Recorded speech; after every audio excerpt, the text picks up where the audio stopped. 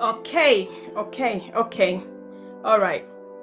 I just want us to start. Father, we thank you for this evening. We pray that you take the wheels, and whatever that we will discuss will be of glory unto you and will be a blessing to so many people that will listen to us. And may your name be glorified in Jesus' name. Amen. Because me and Dr. Pamela, we believe in God. Some people were saying, hey, this platform, there are Muslims coming on and other people. Me and Dr. Pamela, we believe in God. So we are more than happy to share a prayer before we start, because this topic is very deep and we can't just use our knowledge to treat this topic. Okay, so we need the Holy Spirit to guide us as we utter any words here. Dr. Pam, let me just introduce you to my audience.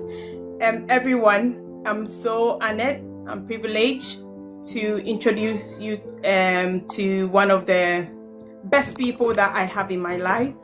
Dr. Pamela and I have been friends for years, okay? And I'm so happy that she is one of the people that made Diana's Diary happen. Okay, so I had this dream of just encouraging people, and I visited her, and she and the husband was one of the people that had to push me to do this, to be of blessing to you. So if you are listening, she is one of the key people, and I appreciate her so much. She attended Legon, okay, and she has done so many things for herself. She's opened a clinic for herself, okay, I'm proud of. And she's a mother. I'll leave her to say all the good things. I don't want her to leave it out. And she's done her professional course and come out as a doctor, which I'm proud of. And when I reached out to her, I was like, Dr. Pam, is there anything you want us to discuss, like medically or whatsoever? She was like, I'll get back to you. If Dr. Pam tells you that she'll get back to you, she's praying about whatever that she's coming to talk to you about. So this topic, guys, let us enjoy it. Let's discuss whatever opinions that you come out with. Let's discuss. We're just going to flow. We're just going to talk because we know ourselves and we just want to be a blessing to you. So we will just flow. Okay. Right. First of all, please, as we all do it, you are first here. I know you, but the people that has come on doesn't know you. So we would like you to tell us a bit about your history, how you started, your challenges, and some of the things that has pushed you to be where you are now. Okay. Thank you so much, Lady D, for bringing me on to this platform. First of all, I want to say I'm super proud of you. I am so proud of you and where you've come so quickly.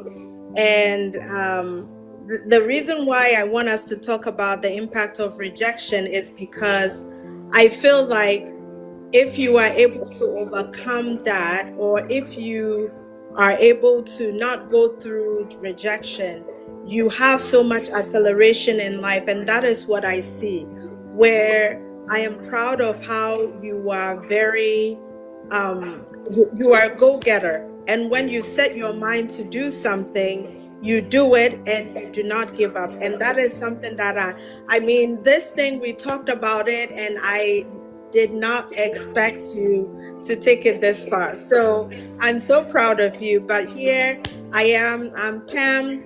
I am from Ghana originally. I live here in United States with my husband and my 3 kids.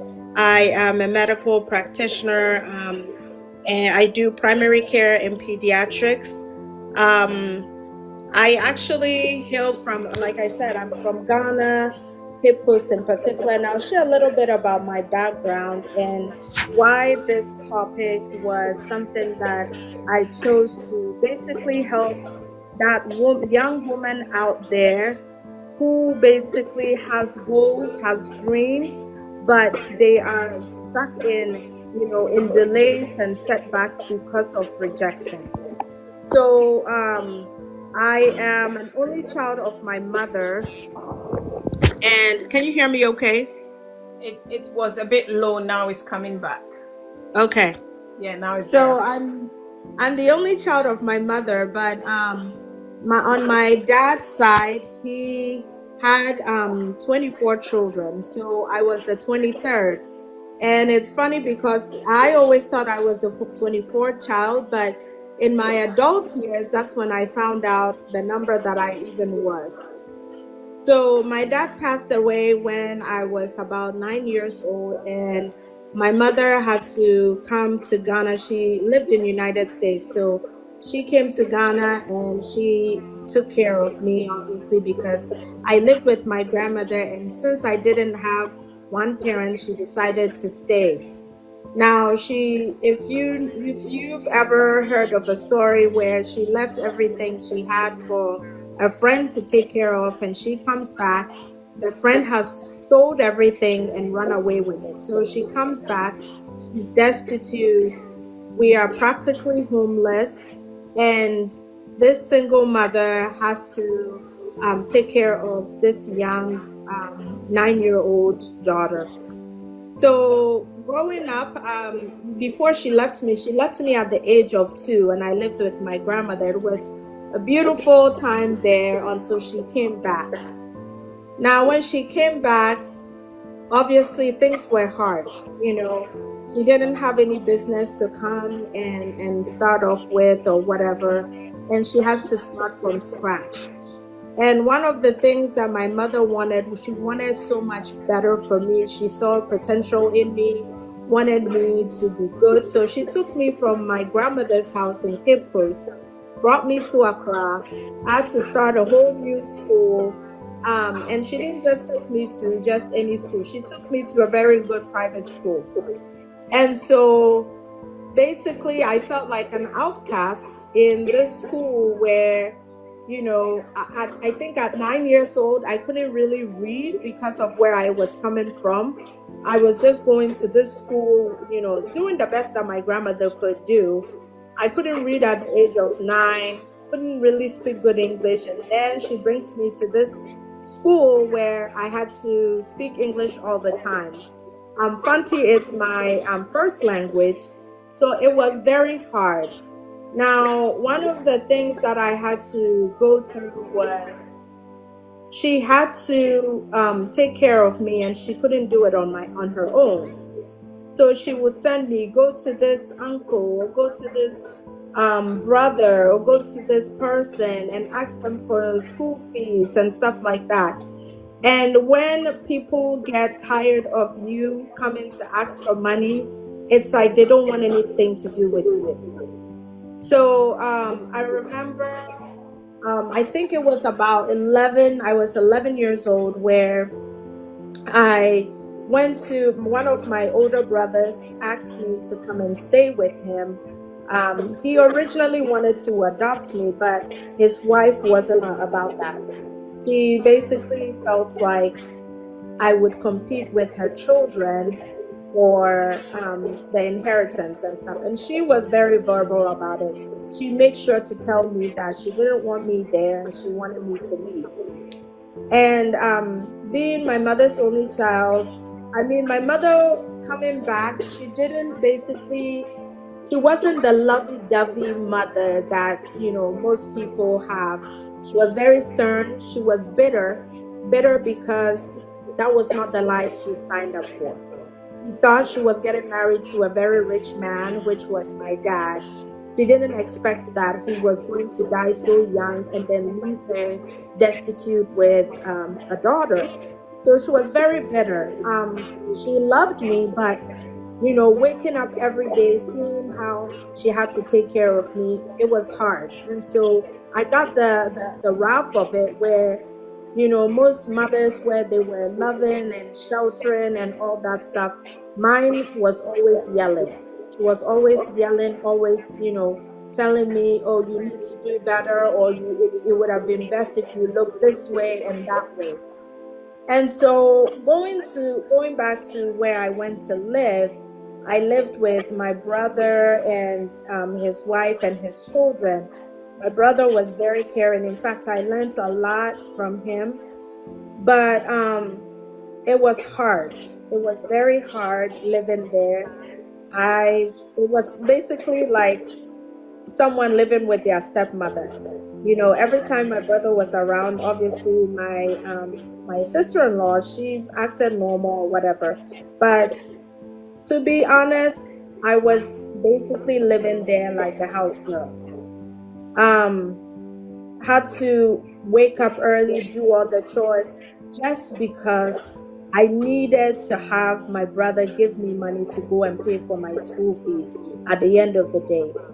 And the things that she said to me, I remember vividly.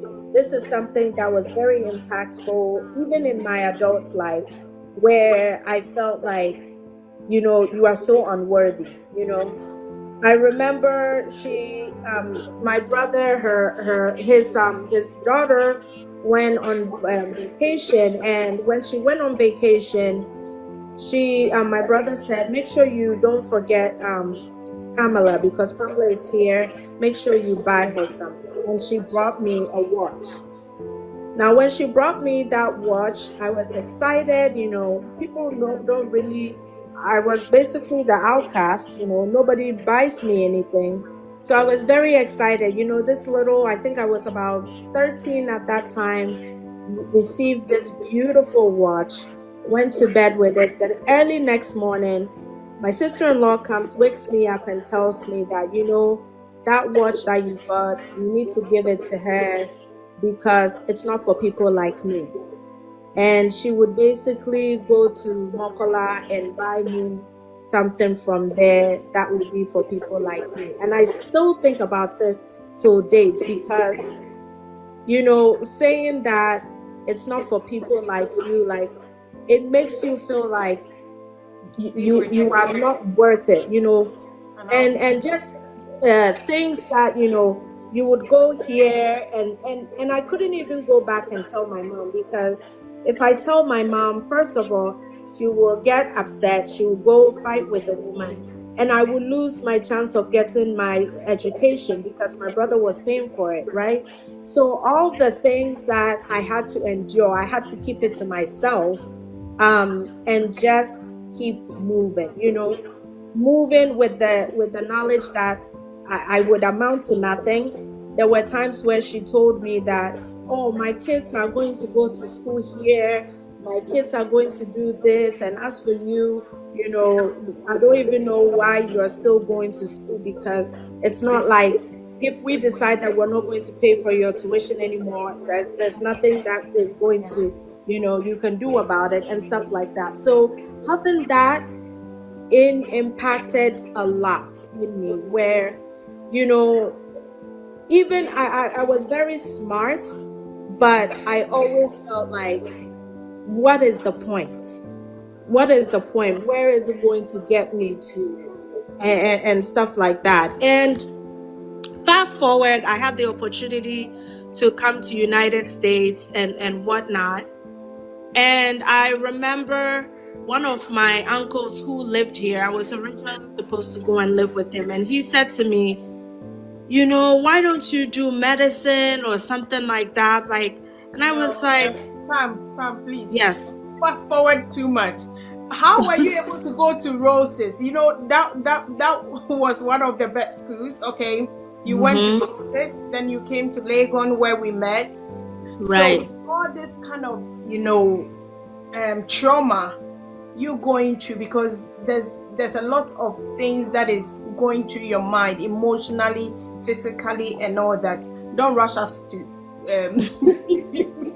you will, I know you have a lot of things to do, but please, you got yourself there in Ghana, you were able to establish a bit. So how did you do it to be able to navigate into one of the best schools, which is the secondary school, and get yourself to uni before the US? So I by the grace of God, I was an intelligent person. I remember my mom telling me that my dad wanted me to be a lawyer.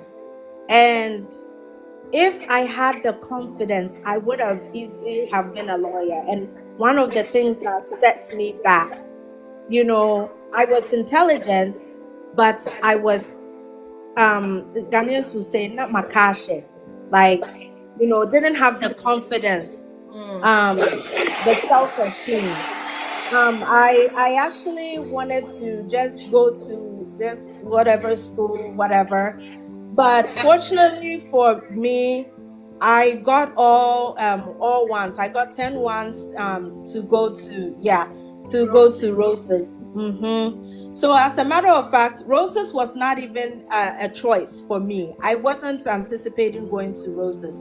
The school that I wanted to go to was some school in Cape Coast. I can't even remember. And then my mom, when the results came out, my mom said, "Oh, her friend is saying that since I got those good grades, I need to like go to a better school, and I should actually go to St. Rose's. It's good with discipline and all that stuff." And I was even upset because I had heard that St. Rose's, if you go there, you're not just, you have rich people, it's rich people, and I didn't want to go through that again. You go through Martin the Porris and stuff, and like there's all these competing with rich kids and stuff like that. I wanted something where I would fit And in. belong. You feel Right. And sense of so belonging. exactly. So that I just wanted if I went to Cape Coast, my grandmother is there. I can just go and on holidays, I can just go stay there in the village there. Oh, and then I was actually going to do general arts. So when they took my results to St. Rose's, they said, "Oh my gosh, she's brilliant. She shouldn't just waste away in general arts." So they put me in a science class. Like, what am I going to do there? Now, I've always been like, fun loving. I don't, by the grace of God, I don't have to study a lot. It's just God's gift that He's given me. And I was angry. I was angry because you go to St. Rose's, right? These kids there, they are either super smart or they are super wealthy, and there's even visiting days. We only had once a month or so, right? And my mother would just send me a can of shito through some bus to come and bring it to me. And then there's people that are loading stuff. They're loading stuff for the locker room and stuff. So even being there, where do I fit? Where do I belong? And I felt like I didn't even maximize my potential. You come out of school, you have to go and serve like a sibling, as a big sister or brother somewhere, just because you need to get money for provisions or tuition or something like that. And I just felt like, what is the point? What is the point? Especially if you go there and I had good grades, because obviously if you're going to beg someone for school fees, they need to know that you're actually not rubbishing in school, right? So school grades were good, but I was miserable. I will say I was miserable. I felt like, what is the point? There were times where, and this is probably the first time I'm admitting to it, where I felt like just giving up. What if I just fail and go and do something, just something that I wouldn't feel like I'm a burden on my mother. So anyway, by the grace of God, I did well in secondary school. I graduated. Right after graduation, I got a job. So I think I was about 14 or so. I got my first job. Please, when you are secondary school, you are talking about, friends and sense of belonging. Was there a point in time whereby you felt rejected by friends, or when you are choosing friends, did you have trust issues? Because Of course. from where you are coming from, how were you able, did you have friends, and were you able to sustain the friends? So I had several friends. I was somebody that was very outgoing. I had a lot of friends, but then there were friends that would talk about you. There are friends that will talk about you even after school. There were friends that I heard that they would say, this girl, let's not go with her because she's always going to say she doesn't have it. And there's always that. There are friends that you feel like, they're supposed to understand you, but they won't understand you. Luckily for me, there wasn't any major like betrayals or anything like that, because despite the fact that I was a very bubbly person and stuff, I knew where I was from. If you're one who suffers from rejection, you don't open up too much, and the friends that are ones that know you, you write letters to them, that kind of thing, you see each other. But it wasn't something where I got to the point where I would feel like somebody will stab me majorly, because you're always in your little corner, you're always in your little corner. You're always, people saw me, I was an Accra girl, all that stuff. But my friends were the Akutia people, the one that, they are basically like me. Those were the ones where you can think with, you can chat with, and stuff like that. And then, of course, my mom knew a lot of rich people. So there were the students who were related to, my mom's friends and whatnot, and they would just come along and say, hey, this and that. But when it comes to when push comes to shove, I couldn't go. I had to stay back. So that's what got me through secondary school. I would say it was an interesting time. It was an interesting time, days that I felt like giving up, days where I felt like, what is the point? Days where, I would just keep to myself. There were people who thought I was stuck up, but it wasn't in that way. It was a way where I just wanted to be in my little space because I didn't feel like I belonged. Okay. Yeah.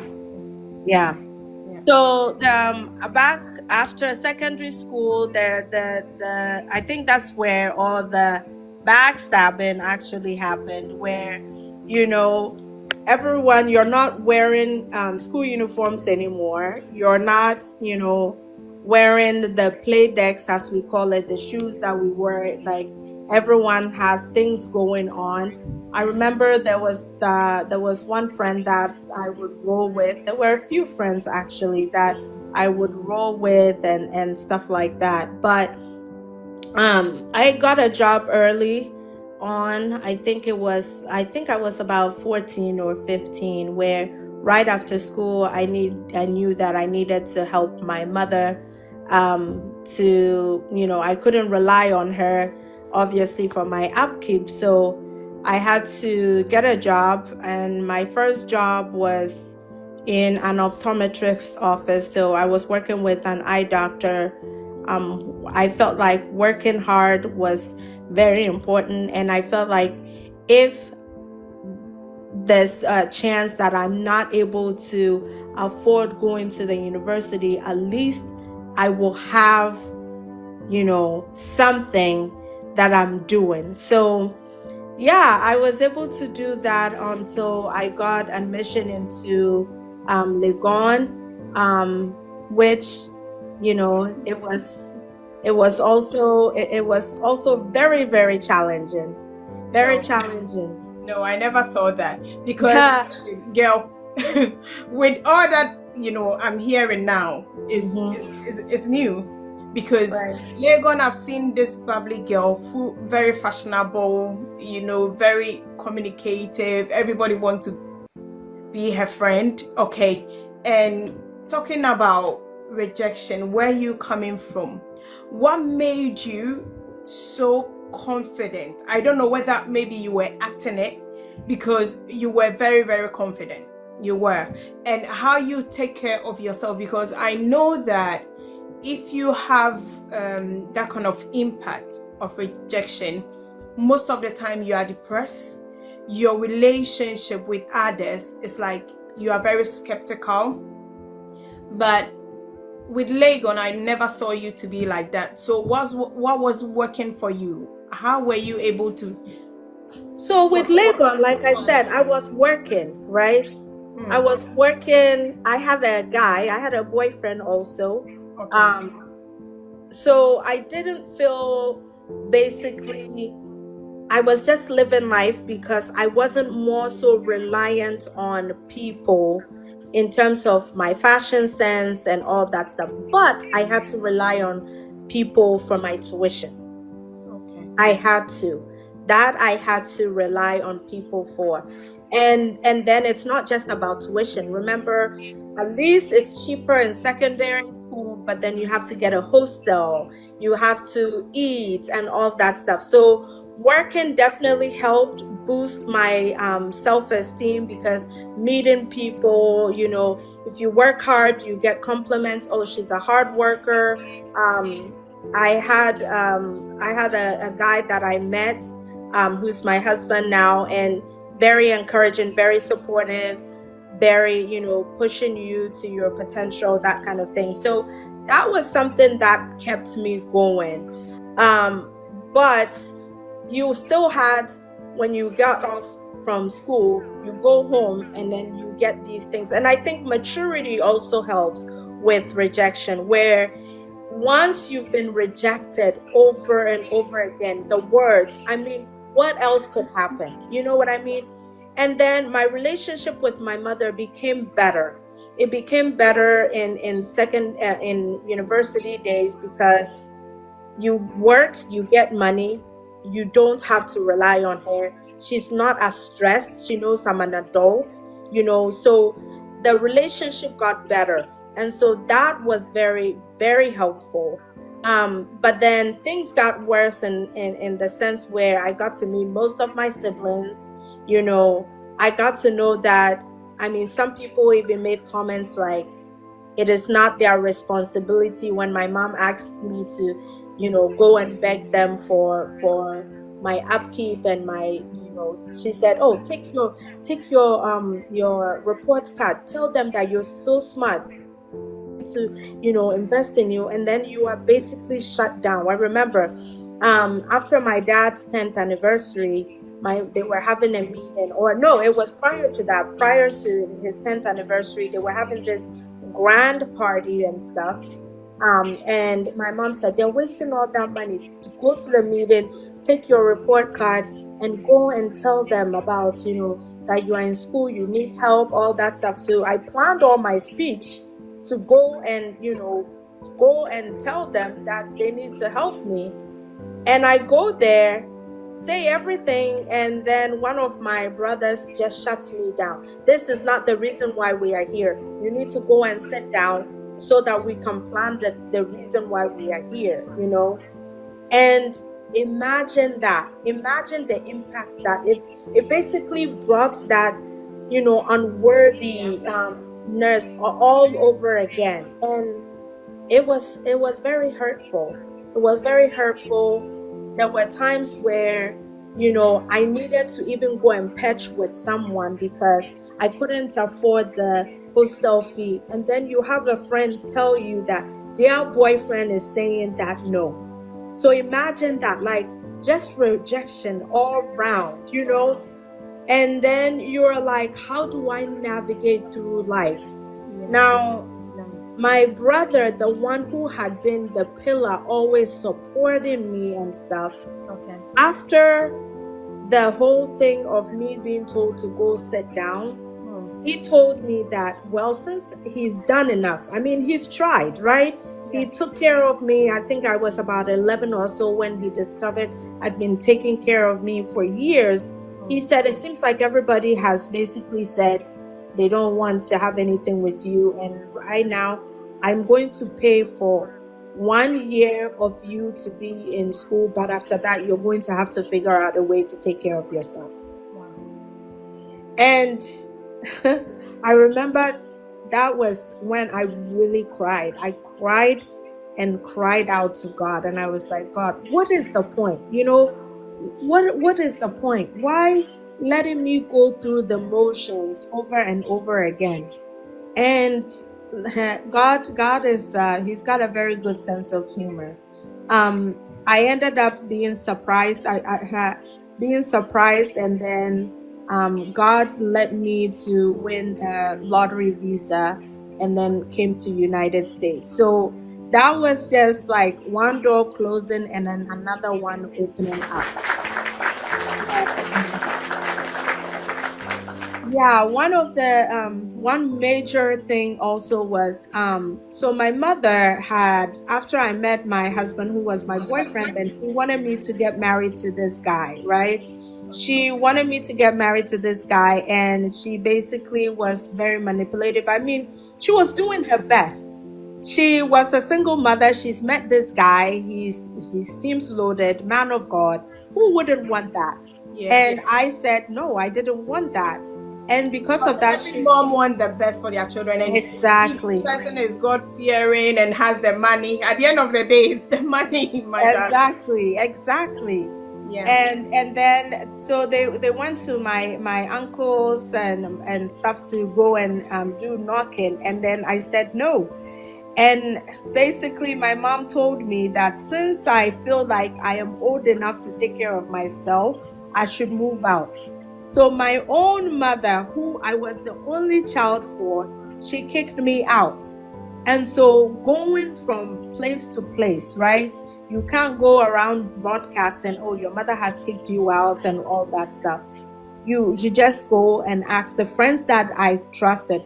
Some of them, they said, well, I can't take you for whatever reason it is, and you're just going around, No, but Dr. Prime, listen. Mm-hmm. Let me cut you in here. Yeah. Like from your speech, okay. Right. This is where you are coming from, because financially, mommy wanted people to be supporting you. Right. And you were hearing this kind of words that you are not worthy, you are not good enough, and all that. Right. And fast forward, by God's grace, mommy has been able to hook you up to somebody who is rich, mm-hmm. who is worthy, okay? And that is what you were lacking. Right. By God's grace, you got someone like that. Mm-hmm. And this gentleman is God-fearing. We are all praying for a husband that is God-fearing. Mm-hmm. And you are here telling me, no. Was it that the man didn't want to marry you? What was the reason why you said no? So the one of the things that you mentioned, just because he's a man of God doesn't mean he's God-fearing, right? So that was the thing. Some of the things that I found out in the relationship, I didn't want that. When I was living with my brother, I saw certain things that I wanted in a marriage. I wanted a man who would basically make me their world, right? I longed for that. You go there and you see how he treats his children, how he takes his wife out for dates. And I'm like, God, please, I want that. And I could see that if I was to get married to this guy, there was no way that I would have that, right? Imagine you go through so much through life and you basically decide, this is the path that I want to go and stuff. And then you have someone totally different person. Now, it's not that I could see all that in my husband now, but I just knew that if I had gone with the other guy, there was no way that I would have the things that I wanted. And so I remember praying about it, fasting about it, and God told me no, and I wasn't about to listen to anyone. When you hear that no and it is loud and clear, there is no way around it. There was no way I was going to accept it or compromise for whatever reason. I just said no. And it didn't matter who it was. My mom would call people, my aunties, everybody. Oh, please talk to her. I don't know what has come over her, what's happening to her, and all this stuff. Talk to her. Everyone will call me. You know how your mom is suffering. You know how she's suffered. You know, why is it that you're behaving this way? You know, and I just said no. I can imagine, Yes. like African, how we very manipulative, especially when it's. Very, very, But very, I'm very I'm manipulative. so happy that you were able to stand firm, because despite somebody knowing about people that has been rejected, you don't most of the time have the confidence to say no, because you want to belong. Okay, Right. you Right. want to belong, and this is Exactly. you. Yeah, this is you that has been through all these stages, and you are up for marriage. Like, even if not up for marriage, you are in the uni. I'm so happy and I'm so grateful that God brought your husband. Anybody that is close to you will say, I wouldn't use the word envy, will admire the kind of husband you have now. But if I was to be your friend back in those days, trust me, I think I would have pushed you to what mommy is saying. Okay, Exactly. And that's what everybody did. Everybody did. All my friends, I lost a lot of friends. I lost till date. The friend that I had, I lost so many friends. There were only very few people. I think there was one friend that she had traveled, so she didn't really know the ins and outs of it. But even the people that, they were like, oh, why would mommy do that? They were playing diplomatic, because they were like thinking, what is wrong with you? Everyone, and you wouldn't have been the first. Every single person that heard it, they would say, I mean, my husband was in uni. He wasn't like the God-fearing kind of quote unquote person. So what exactly was drawing me away from this quote unquote perfect person for me? I would have had the life that my mom wanted for me. I wouldn't have to worry about tuition anymore. Whatever I needed, I could have gotten it. And then it was like a marriage. That's what most people want, right? Yeah. And so everybody wanted that for me. And at that time, they all thought they wanted the best for me. They thought that was the best for me. But we don't know the mind of God. And God said no. And the no was clear. In fact, if there was a very silent no, I would have probably gone with it. But the no was clear and it was loud. And so I was able to step in God's purpose. Yes. Wow, that is powerful. That is powerful. Thank you for that. But without that said, I'm still back on that confidence, because I personally, I'm not understanding that, coming from a home whereby my mom, 15 years old, has given birth to me.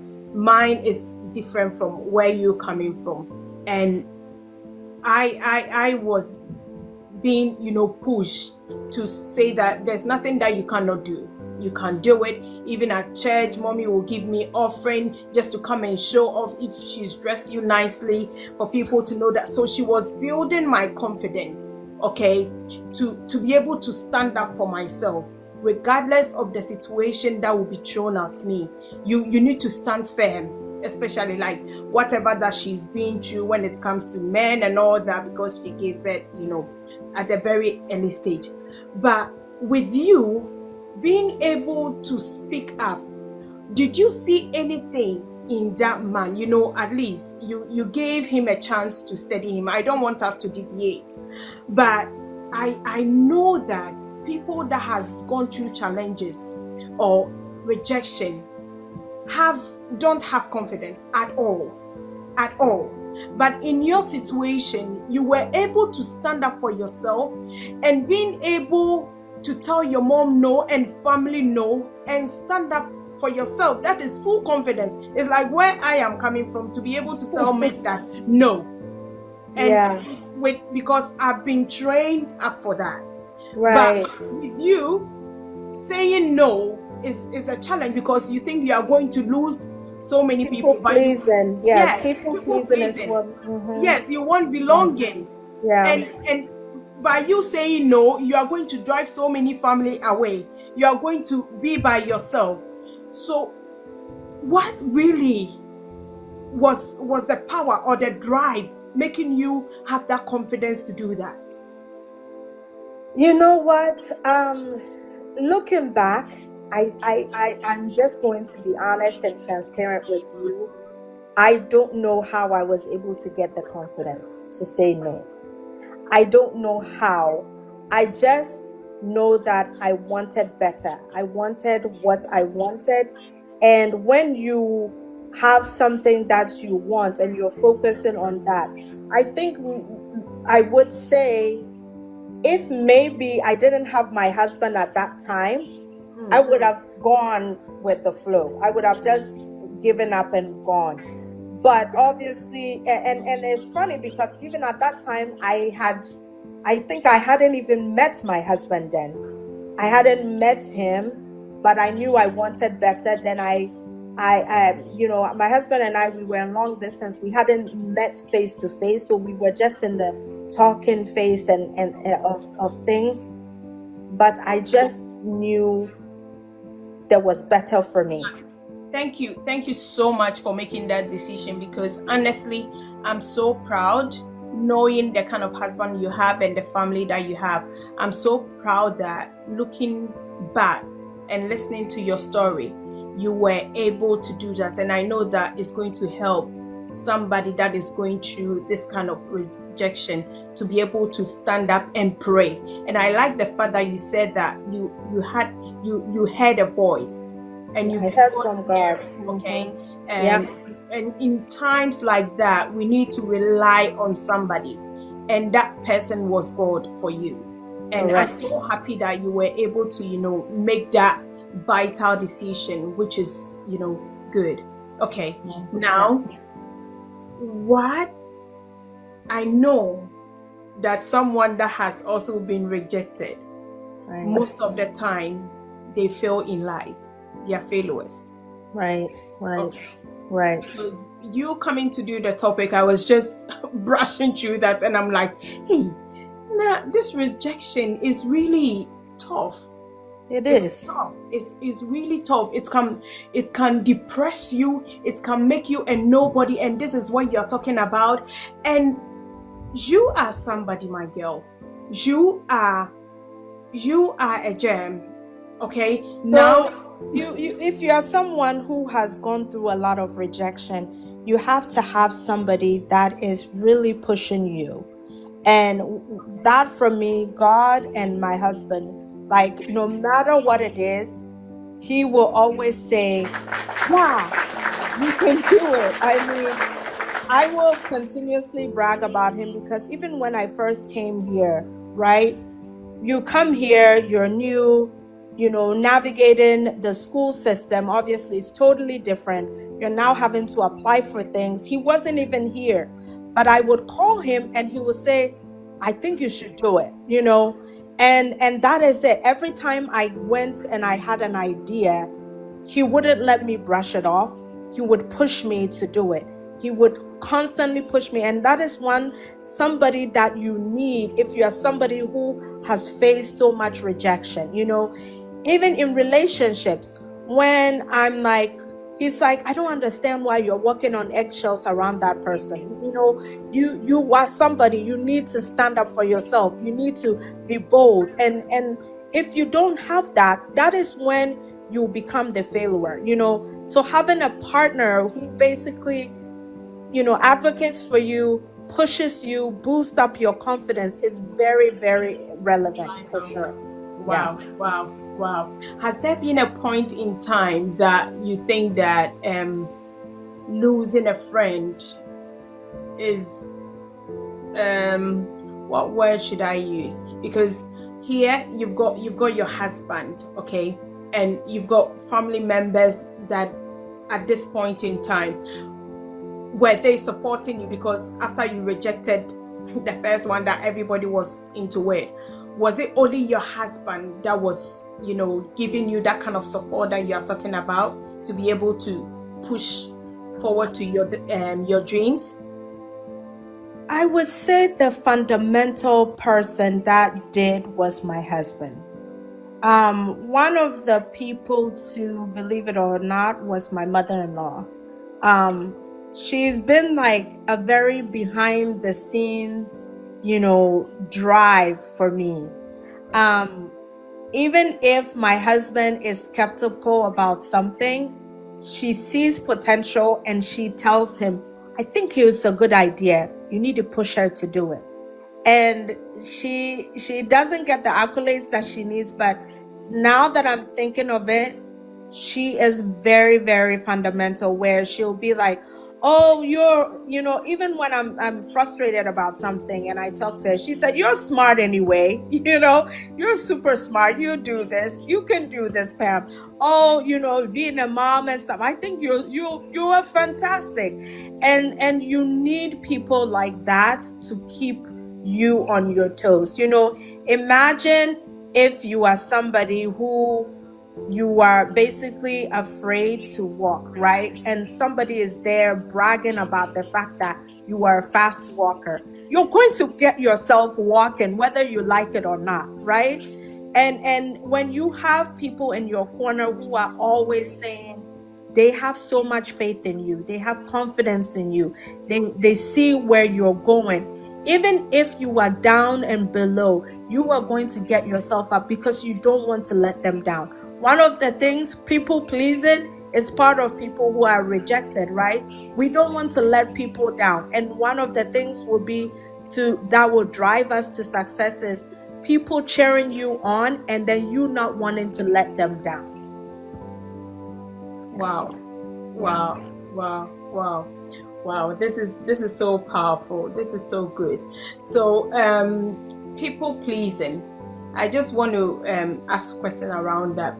Do you always have to please people to be able to get yourself up, like your husband? Because he's saying that you have to push on. Like, let's say you want to be a medical doctor, and your husband, he being your number one chef, cheerer, and he's telling you not to go that angle, but you need to be a blogger. Okay. Do you have to please him? Initially in a marriage, now, oh gosh, I don't even know where to start with that one. Initially in the marriage, it was hard. It was hard because that is all I'm used to. I'm used to people pleasing, feeling like I'm not worthy and all that stuff. So initially in the marriage, it was where even when I have something to speak about, I would keep it to myself. But as we went on, Ash told me, he said, I don't have a degree in mind reading. So if you don't tell me, I wouldn't know. And it's been what, almost 13 years. I've learned to see him more as a partner. So even when he's not a fan of it, he's gonna learn to be a fan of it because he's the only one that I'm comfortable around and I can be myself around and not feel like he's going to reject me. And I had to grow into that, knowing that he's the one who will always have my best interest. There are people that are in my life that I know they have my best interest. And even when they criticize, it's not because they are criticizing me to put me down, but they want me to be better. So identifying those people and basically doing better, being the better person, the better part of myself is very important. As we've grown, we've known each other, what, almost 18 years or so. And I've seen him more as a partner. Sometimes I'll roll my eyes when I see, like, obviously, if he's seeing that something is really bad that I'm doing, it's how he tells me that I know, oh, this is bad. I can't do that. But certain things, I'm like, deal with it because I am more of myself around him. But it's different with other relationships. And with other relationships, I'm not gonna lie, I still walk on eggshells, even at my job. When I'm supposed to speak up, I don't. You know, the places that I'm supposed to really stand up and say, I remember you coming to me and telling me, oh, I need you on my show. And I'm like, oh my goodness, like, are you kidding me? Like, what am I exactly going to say on this show? And even till now, I don't see myself worthy to be talking about anything at all, and it's just baby steps where I put myself in front of another. Every day is growth for me, really. Wow, wow, wow, wow. I need to, yeah. Every day is growth for you. And I must say that I'm so proud of you, looking at where you have come from. And I appreciate your husband, Ash. Thank him so much. So, being able to become a professional doctor, okay? when I watch you in your gown, I was like, me, yeah, woman with so much confidence, crime, and yeah, me professor. I've not been able to wear that gown. Okay, so Pam, when you brought this topic, I was also thinking about that and asking myself, has there been a point in time, trying to build up this clinic and all that? Do you get depressed sometimes? Depressed? I wouldn't classify, like, there are times when I'm down. Because I know you to be a woman few of words, regardless of what we are talking about. I know it's not easy for you, and like your husband was saying, I can't read your mind, you need to talk about it. And you are one person that words are very difficult. Right. Very true. More of a listener than a talker. Right. So it's an advantage to all of us that is watching you, and I hope that we will get something from what you are saying. So with you establishing all the things that you have now, and seeing your husband also grow, see how you do care for your kids and show them much love. I want to go there, thank God. Okay, how are you able to give that love whilst you didn't receive that? Because you give out so much love. And when I came to yours, I see a lot of friends, around you, Christmas time, that I don't really get that. I did tell you, because there was fruits being wrapped coming to your house, people calling you, a lot of gifts. It's because you are giving out love and showing much appreciation. How are you able to do that? Because you were not getting love, and in life, what you get is what you give. Right. So one of the things that I had to I developed was empathy, right? Because I didn't get it. So I see the places where people would need the love, right?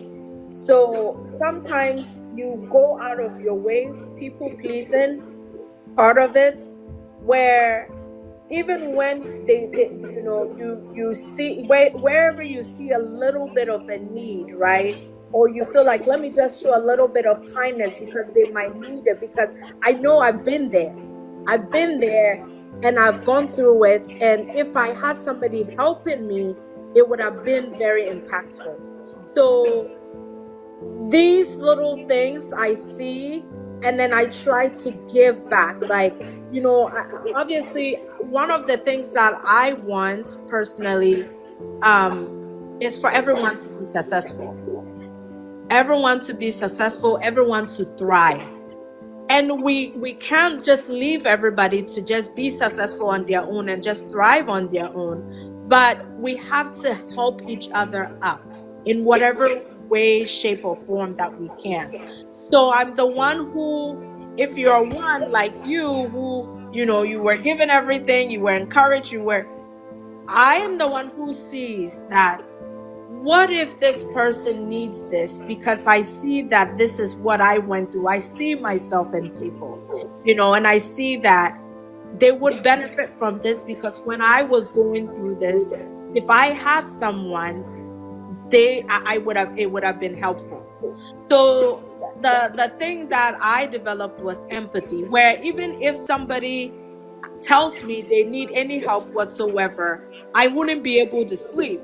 I'm always constantly thinking, what can I do to help that person? Because, it was me. It could have been me. You know what I mean? And so that's what I would say about that. Wow. Wow. Empathy.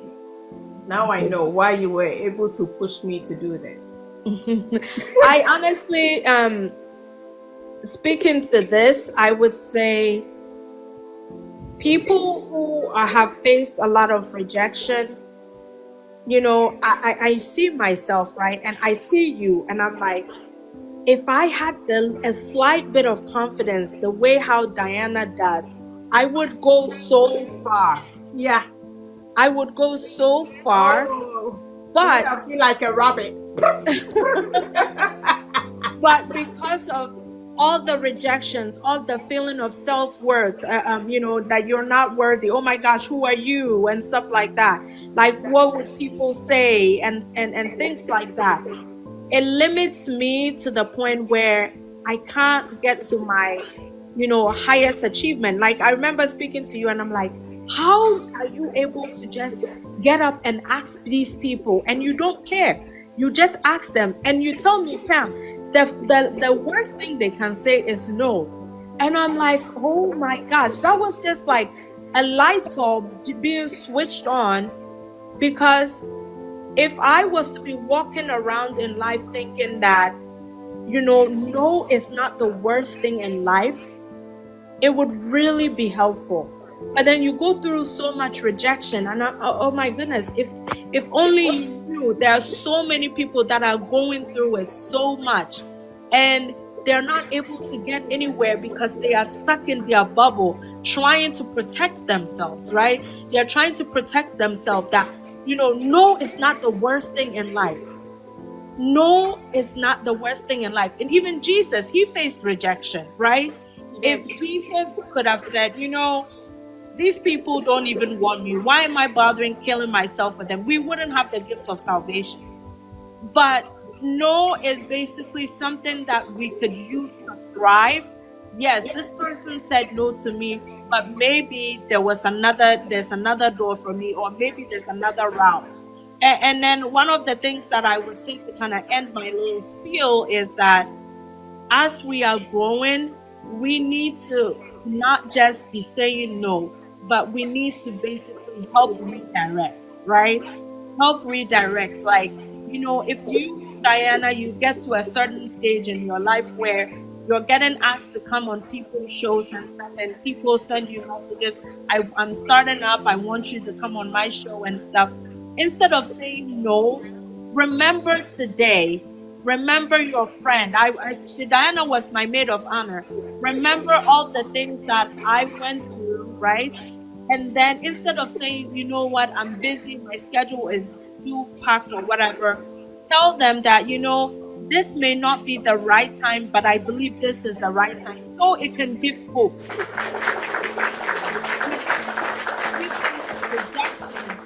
You are actually somebody who instills hope in people rather than rejection. So yeah. Wow. I was going to tell you to give your last submission, but this one is so oh my goodness. This section is so impactful. Wow. Yeah, I really like what you're doing. You inspire me. And you rather is inspiring me, Pam. It's beautiful when women are inspiring, or people inspire. You are one person that, yes, you can be very annoying, but you inspire me so much. Like, I always talk about the fact that when you set your mind on something, go and you do it. And it is something that I enjoy from you. Thank you for pushing me to come on your show, even though I really didn't want to. And I was like, why don't you ask Ash? He's much better of a talker than I am. But pushing me to even share my most vulnerable moments with you.